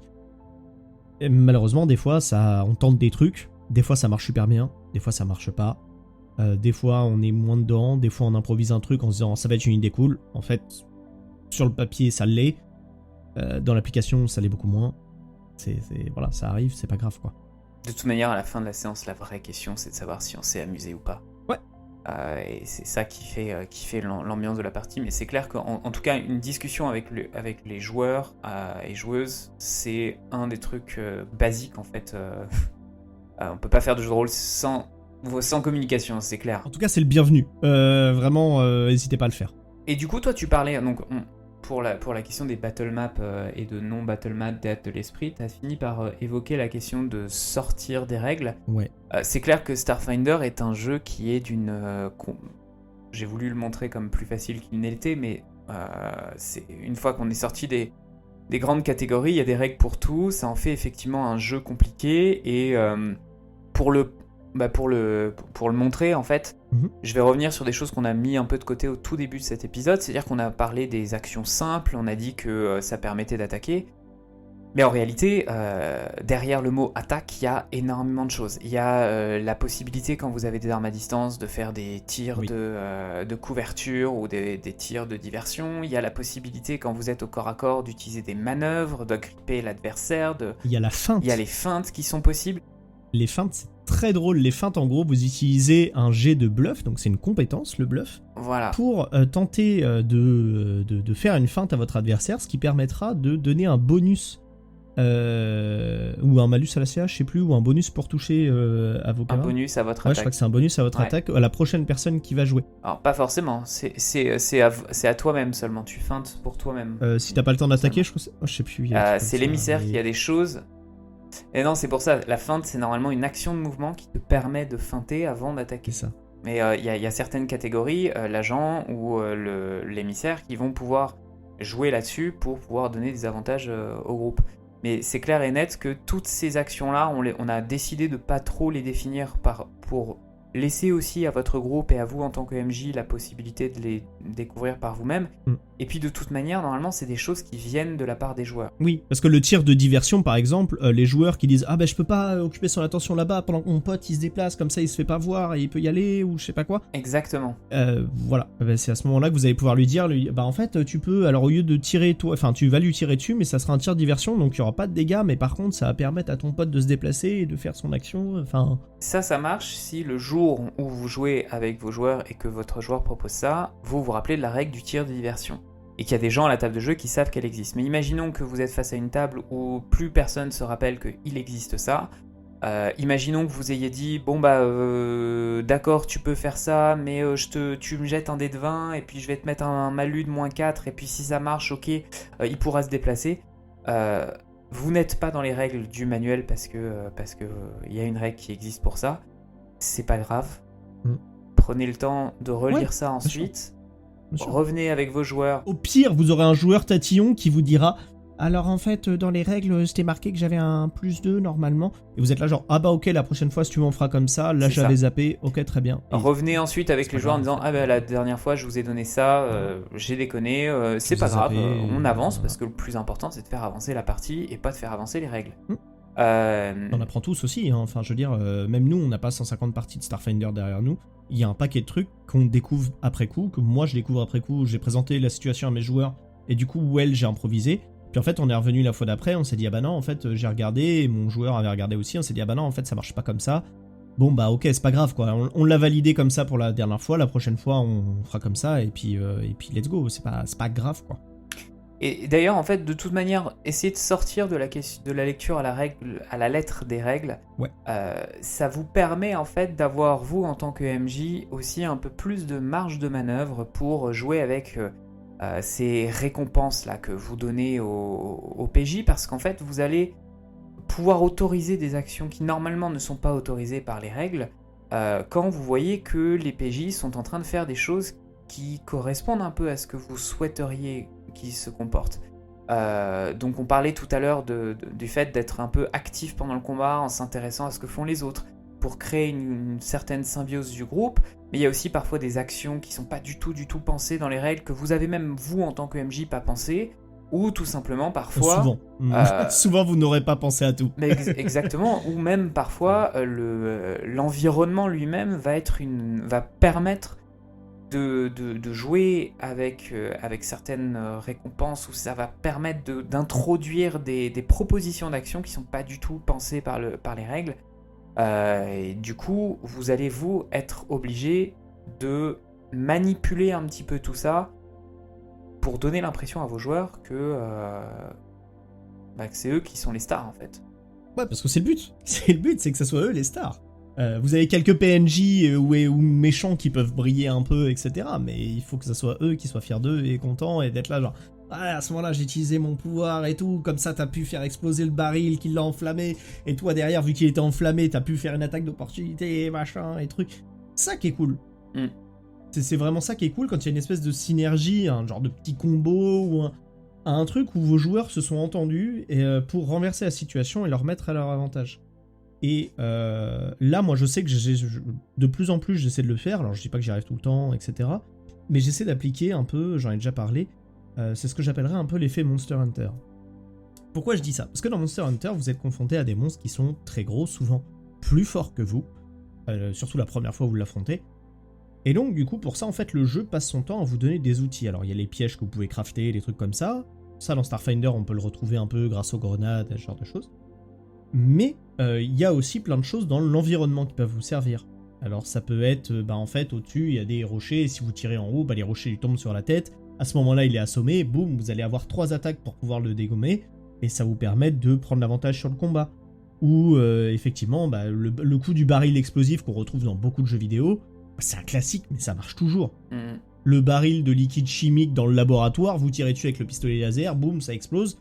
Vous avez les dégâts de l'explosion, ça s'enflamme, vous profitez de la situation, voilà, ça marche bien. Derrière, il y a de la fumée qui se crée, donc peut y avoir de l'asphyxie, des trucs comme ça.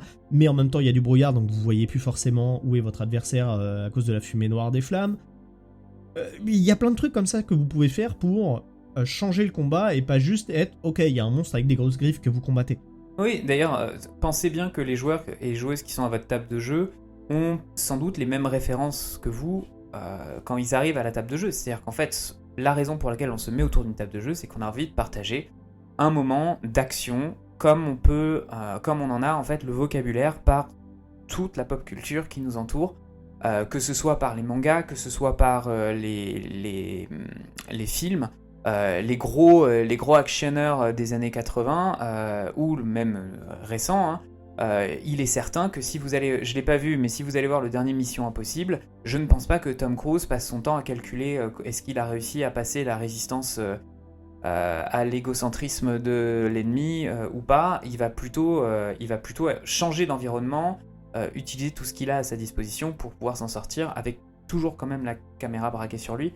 Ça, c'est une autre chose. Mais en gros, pensez bien que tous vos joueurs et joueuses doivent être des Tom Cruise dans l'histoire. Ouais. Et que tu évoquais la question de la symbiose du groupe quand tu parlais un tel qui a aidé le joueur, la joueuse à ce que son action soit facilitée parce qu'il y a un baril qui a explosé.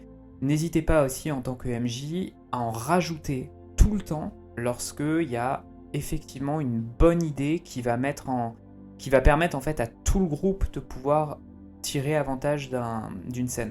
Souvent, dans des jeux comme Donjon Dragon, comme Pathfinder ou comme Starfinder, la première frustration des joueurs, c'est d'avoir le sentiment qu'ils ont fait moins de dégâts que la personne qui est à côté. Il est clair que si vous avez un soldat qui vient de utiliser son fusil, qui s'est bien positionné et qu'il a fait 37 points de dégâts et que vous êtes un émissaire et que vous ne faites que 4 points de dégâts, statistiquement, sur le papier, on va avoir plein de gens qui vont dire que c'est pas équilibré et que c'est pas cool. Mais les jeux de rôle, à la base, c'est pas équilibré, hein. Vous prenez Donjon Dragon première édition, vous prenez la deuxième, vous prenez RuneQuest et tous ces jeux-là, ce n'est pas équilibré. Donc c'est à vous, en tant que MJ, de faire en sorte, pas qu'il y ait un équilibrage, mais que tout le monde à la table s'y retrouve. C'est pas grave que tout le monde fasse pas 58 points de dégâts. Il y a peut-être des joueurs qui adorent ça, mais il y en a qui aiment bien peut-être être celui qui a fait la bonne passe au moment où il y a le but. Ouais, et puis on en revient à ce qu'on avait dit quand on parlait des monstres et tout, c'est un peu ces stéréotypes-là, c'est-à-dire on a le stéréotype du combattant, où là effectivement ça va être dur de le toucher parce que le mec il est robuste et tout, il a une bonne classe d'armure, mais à l'inverse, si vous essayez, je sais pas si vous avez un magicien qui va avoir des sorts qui ont des effets mentaux sur lui, etc., bah il va peut-être pas du tout être résistant point de vue volonté. Donc vous en tant que MJ, n'hésitez pas à lui mettre un mob comme ça en disant bah ok, il va être balèze, mais en fait je sais que lui, il peut le faire tomber parce qu'il a des pouvoirs faits pour ça. Ouais. Et à l'inverse, le combat d'après, par contre, ça peut être totalement l'inverse. C'est-à-dire que vous allez avoir un magicien, alors il va être très fort mentalement et l'autre magicien, ça va être compliqué. Mais par contre, le mec au corps à corps, il va se faire un malin plaisir de le dégommer. Mais vous lui mettez des embûches pour pas qu'il puisse accéder au magicien trop vite. Vous avez plein de trucs à faire et n'hésitez pas du coup à jouer. Et moi, je sais que je fais ça quand je prépare mes parties, c'est que j'ai toujours les feuilles de perso, en tout cas de celles des joueurs dont j'ai la feuille, à côté de moi. Comme ça, je regarde aussi les capacités et les compétences qu'ils ont et les affinités qu'ils ont. Ça me permet du coup de favoriser les situations. Et donc, soit, comme Starfinder le permet, de créer des monstres complètement imaginaires qui vont permettre ça, soit au moins d'en utiliser. Et puis, des fois, je sais que je raye certaines capacités du monstre parce que ça va emmerder mes joueurs et j'ai pas envie de ça en fait. J'ai envie qu'ils puissent utiliser tel truc et donc du coup qu'ils puissent jouer contre le monstre. Et en fait, cette capacité-là, j'en vois pas trop l'intérêt ou je sais pas quoi, donc je vais pas m'en servir et puis c'est tout quoi. Et c'est pas grave. Oui, mais d'ailleurs, c'est assez intéressant parce qu'il y a deux manières de le penser. C'est vrai que moi, quand tu en parles, ça me fait penser que quand un joueur ou une joueuse choisit quelque chose pour son personnage, ça peut aussi donner matière à penser pour un combat. Par exemple, le technomancien qui peut prendre un talent qui fait qu'il peut utiliser ses sorts mentaux, parce que tu parlais de sorts mentaux sur les robots et les androïdes. Oui. Enfin, sur les robots en fait, pas les androïdes, pardon. Qui normalement ne peuvent pas être atteints par des choses mentales. C'est le moment de lui mettre des robots dans certaines des combats. Et par ailleurs, deuxième chose, tu parlais de certaines capacités des monstres ou autres. Imaginons qu'il y a un monstre qui est complètement insensibles à, je reprends mon exemple du monstre à 4 points de vie avec des gens qui sont équipés que d'armes laser, qui ne font que des dégâts de feu. Et ben dans ce cas-là, c'est l'occasion de penser à l'environnement pour voir s'il n'y aurait pas quelque chose dans l'environnement qui pourrait affaiblir ce strum-là. Par exemple, une arrivée d'eau, parce qu'on est dans une station et qu'il y a une valve à ouvrir. Et dans ce cas-là, c'est aux joueurs de prendre l'information, de pouvoir savoir que dans l'environnement, ils peuvent utiliser quelque chose pour réduire ou jouer avec les immunités que vous leur avez mis en face. Et ça va rendre le combat autre chose qu'un simple combat de jet de dés. Mention spéciale d'ailleurs pour... Tu parlais de Monster Hunter, moi je les ai pas fait, mais Divinity Original Sin 2 est particulièrement bon pour ça. Chaque combat est pensé pour être unique et pas pour être une répétition de est-ce que je l'ai touché ou est-ce que je l'ai pas touché. Et Starfinder, quand vous faites un combat que vous voulez qu'il soit important, on parle pas des combats faciles où c'est cool et c'est un peu à la bonne franquette, on se balance des trucs et puis on tabasse du strum facilement. Mais pour des combats qui sont un peu qui ont du sens, effectivement, savoir ce que font les membres du groupe, savoir lesquels on a favorisés dans les dernières scènes et lesquels on va pouvoir mettre en avant dans cette prochaine scène, c'est vraiment le travail un peu secret, caché du MJ. Et d'ailleurs, on fait ça pour les combats, mais aussi pour les scénarios, etc. Enfin, pour les histoires personnelles des personnages, etc. On fait ça aussi de manière à ce que chacun ait un peu sa position et puisse briller un petit peu de différentes façons. Enfin, c'est surtout ça, en fait, quand t'es MJ, c'est que tu dois créer des situations pour que tes personnages et tes joueurs jouent. Donc à partir de ce moment-là, il faut qu'ils arrivent à faire des choses, et en même temps, il faut aussi leur mettre un peu d'embûches, il faut que des fois, tout ne marche pas non plus, il faut qu'ils soient à l'aise avec le système pour être un peu audacieux, quoi, qu'ils tentent des choses, et c'est comme ça qu'ils vont s'amuser aussi, c'est en tentant des trucs un peu exceptionnels et rares. Voilà, une action à la con de dire bah en fait je vais prendre appui sur le rebord pour tenter de sauter au-dessus de la barrière et taper le truc à hauteur, comme ça va faire du bruit et ça va perturber le monstre, genre je sais pas, taper une cloche par exemple pour perturber le monstre. Voilà, ça c'est audacieux, ça c'est rigolo, t'as envie que ça marche. Clairement. Et puis bah si pas de bol ça fait 1 sur le dé, bah ça fera une situation drôle et croyez-moi qu'ils s'en souviendront. Généralement les joueurs et vous en tant qu'MJ, vous vous souviendrez de la fois où il a voulu taper la cloche et en fait il a glissé sur le mur. Il s'est mangé la tête contre le coin, il s'est pété une dent, enfin c'est con, mais c'est drôle. Donc au pire, ils n'auront pas réussi l'action. Soit c'est une action audacieuse, ça marche et c'est stylé. Et si ça fail, c'est pas grave. Donc vous, en tant que joueur, soyez pas stupide, mais audacieux. D'ailleurs, si vous lui cassez la dent à votre personnage, c'est l'occasion de créer un scénario autour d'une dent qu'il pourrait se faire implanter, comme une dent augmentée, que vous pourriez lui donner comme récompense après. Mais complètement. Une dent augmentée qui scanne des objets ou je sais pas quoi là, ce serait... c'est complètement envisageable. Trop le feu.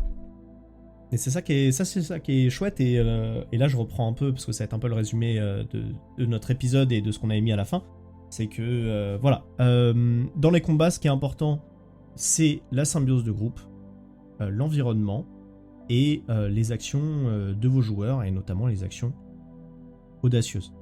Ne soyez pas paniqués par tout ce qu'on vous a expliqué, les dés de 20 et tout, vous verrez que ça se met en place assez bien au final, et que c'est pas si compliqué que ça. Et surtout, si vous avez la moindre question, peu importe là où vous en êtes de votre partie, votre maître du jeu est là aussi pour vous accompagner dans vos jets, vos bonus, où ça se trouve sur votre feuille, etc. Donc, ça peut paraître un peu rigide, mais on peut prendre des libertés avec. Et surtout, vous avez un appui qui est le maître du jeu, qui est là pour fluidifier tout ça et vous accompagner pour que les combats soient aussi stimulants que le reste de l'aventure. Sur ce, nous on va vous laisser, parce qu'on a fait un bon tour des combats. On va vous dire... J'espère qu'on n'a pas été trop technique. On aurait pu être beaucoup plus technique que ça. Oui, on a essayé de l'être, enfin on a voulu vous présenter vraiment les bases, et c'est pour ça qu'on a eu toute la section un peu plus débat à la fin, histoire de ne pas parler que de stats et de bonus. On espère que c'est clair pour vous, on a essayé d'expliquer ça du mieux qu'on pouvait. Et nous on va vous laisser là-dessus, on vous dit à la prochaine et on reviendra très vite avec normalement un épisode de lore, je pense, sur le prochain. Un épisode de lore. Ah, de lore, oui bien sûr, un épisode de lore quoi. Très bien. J'ai très envie de faire une blague mais ça, je vais pas la faire parce qu'elle est trop facile. Ouais, je pense que tout le monde l'a déjà fait au moins une fois, donc Ouais, on je n'est pense. pas obligé. Bon allez, Ouais. on vous embrasse, on vous dit à la prochaine. Jouez bien. Ciao tout le monde. Salut!